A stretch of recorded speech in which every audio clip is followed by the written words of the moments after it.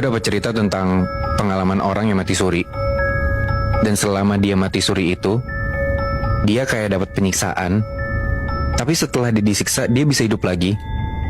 Dan bahkan setelah dia hidup lagi, dia bisa ngelihat makhluk-makhluk astral di dalam kehidupan nyatanya dia. Anjir, jadi indigo gitu dong. Benar. Kita sebut aja namanya Dennis ya. Dennis ini bilang kalau dia pernah mati suri di tahun 1995, dan itu ketika umur dia tuh 17 tahun. Dia kena kecelakaan motor, dan kalau dari saksi mata, Dennis sama temennya ini keseret bus sampai 20 meter. Temennya meninggal di tempat, sementara Dennis ini luka parah sampai koma. Dennis langsung dilariin tuh ke rumah sakit. Lukanya parah, di badannya ada beberapa lobang-lobang, dan beberapa tulangnya tuh ada yang patah. Di saat keadaan koma itu, Dennis tuh ngerasa kalau dia badannya dingin sedikit demi sedikit, mulai dari ujung kaki sampai ujung kepala, dan pada akhirnya dia ngerasa kayak rohnya tuh lepas dari badannya gitu loh, Nat. Jadi dia ngerasa kayak lagi Rogo Sukmo. Di situ Dennis tuh bisa ngelihat tubuhnya sendiri lagi tiduran. Dia juga bisa ngelihat orang-orang yang ada di sekitarnya dia, orang-orang yang ada di sekitar badan dia yang lagi tidur ini. Cuman dia mau balik lagi ke tubuhnya tuh nggak bisa.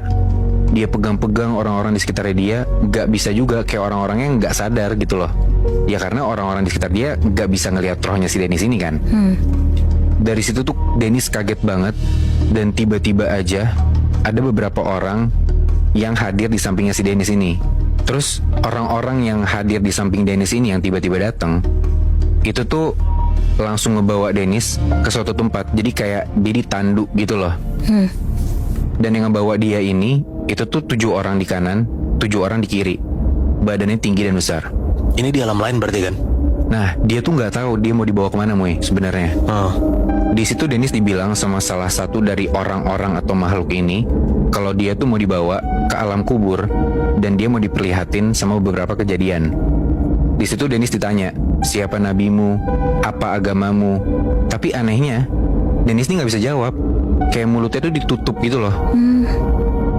Terus karena nggak bisa jawab kayak gitu, Dennis ini tiba-tiba dipecut pakai tali. Palanya dipukul sampai hancur, dan jatuh tuh daging-dagingnya dari badannya ini, sampai semua daging-daging dan tulang-tulang itu tuh masuk ke dalam tanah. Cuman gak lama abis dari situ, tubuhnya tuh jadi utuh lagi. Jadi sedia kala ada kepalanya, ada badannya utuh lagi, dan dipecut lagi si Dennis ini. Dan itu terjadi berulang-ulang, Nat, Moy. Rambutnya Dennis ditarik, dan itu sakitnya bener-bener berasa. Jadi Dennis ini tuh disiksa berkali-kali, Nat, Moy. Gak berhenti-berhenti.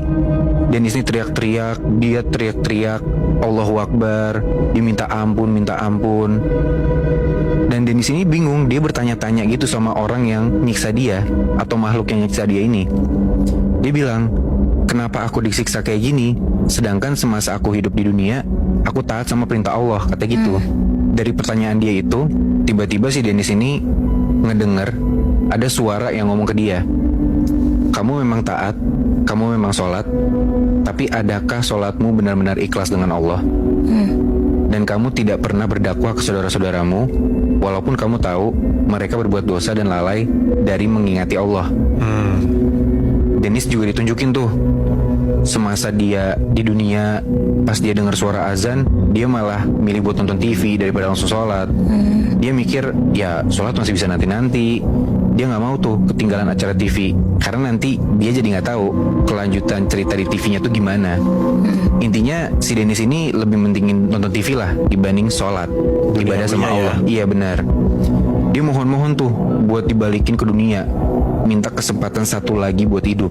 Dia janji bakal berubah buat jadi lebih baik, saking dia nggak kuat ini sama siksaan yang dia dapat.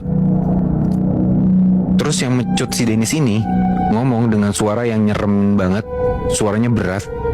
Si sosok ini bilang, semua ahli neraka minta perkara yang sama, yaitu minta dihidupkan kembali, tapi tidak akan dilayani karena dunialah tempat menentukan segalanya.